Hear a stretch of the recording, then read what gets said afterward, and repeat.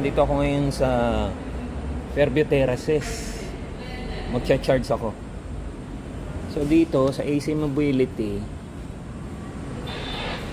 22 kilowatt. Hindi ko pa nasusubukan. Ang madalas ko lang gamitin yung 7 kilowatt. Itatry naman natin yung 7 kilowatt. Ay hindi, 22 kilowatt to eh. AC up to 22 kilowatt. Yung kabila AC siya na up to 7 kilowatt lang. So ang ito kasi 1 hour ang karga niya every 7 kilowatt. 1 hour ang gagamitin mo. O yung oras type 2. Ito type 2 rin siya. Subukan natin mag-charge.